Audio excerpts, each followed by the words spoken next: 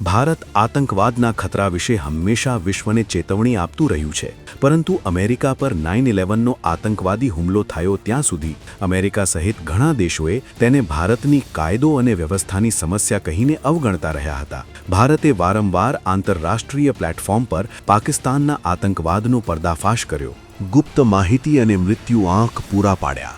છતાં અમેરિકાએ તેને ગંભીરતાથી અવગણ્યું અને ભારતના લો એન્ડ ઓર્ડરની સમસ્યા બતાવી. કારણ એ હતું કે કોલ્ડ વોર દરમિયાન સોવિયત યુનિયનનો સામનો કરવા અમેરિકા માટે પાકિસ્તાન એક મહત્વપૂર્ણ ભાગીદાર હતો, જેના દ્વારા મુજાહિદ્દીનને શસ્ત્રો અને ભંડોળ આપવામાં આવતું હતું. આ જ મુજાહિદ્દીન પાછળથી તાલિબાન અને અલ કાયદા જેવા આતંકવાદી સંગઠનોમાં પરિવર્તિત થયા અને પાકિસ્તાનના રક્ષણ હેઠળ ભારત પર હુમલા કરતા રહ્યા. આ સમગ્ર સમયગાળા દરમિયાન ભારતે આતંકવાદ સામે એકલા હાથે લડાઈ લડી અને પોતાની સુરક્ષા માટે પરમાણુ પરીક્ષણો કર્યા. છતાં ભારત પર પ્રતિબંધો લાદવામાં આવ્યા. દરમિયાન આતંકવાદને પ્રોત્સાહન આપનાર પાકિસ્તાનને આંતરરાષ્ટ્રીય સહાનુભૂતિ મળતી રહી. 24 ડિસેમ્બર 1999ના રોજ ઇન્ડિયન એરલાઇન્સ ફ્લાઇટ IC-814ને હાઇજેક કરવામાં આવી હતી. પ્રથમવાર દુનિયાએ ટેલિવિઝન પર આતંકવાદનો સાચો ચહેરો જોયો. ત્યારબાદ 8 ફેબ્રુઆરી 2000ના રોજ ભારત અને અમેરિકા વચ્ચે આતંકવાદ વિરોધી સંયુક્ત કાર્યકારી જૂથની રચના કરવામાં આવી.